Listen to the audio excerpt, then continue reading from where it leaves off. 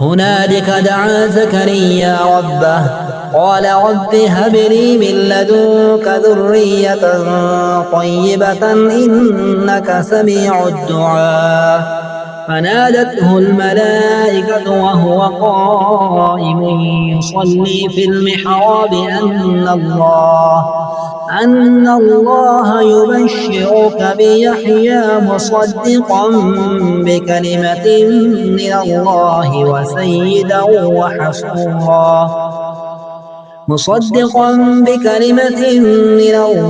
وسيدا وحصورا ونبيا من الصالحين. قال رب أنى يكون لي غلام وقد بلغني الكبر وامرأتي عاقر.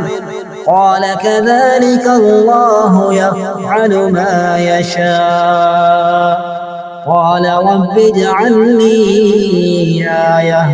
قال آيتك ألا تكلم الناس 3 أيام إلا رمزا واذكر ربك كثيرا وسبح بالعشي والإبكار. وإذ قالت الملائكة يا مريم إن الله اصطفاك وطهرك واصطفاك على نساء العالمين.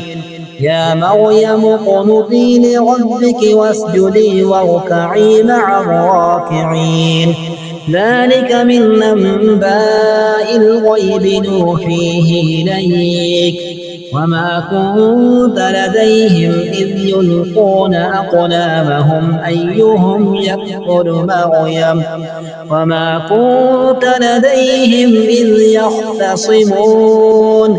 إذ قالت الملائكة يا مريم إن الله يبشرك بكلمة منه اسمه المسيح عيسى بن مريم وجيها في الدنيا والآخرة ومن المقربين ويكلم الناس في المهد وكهلا ومن الصالحين.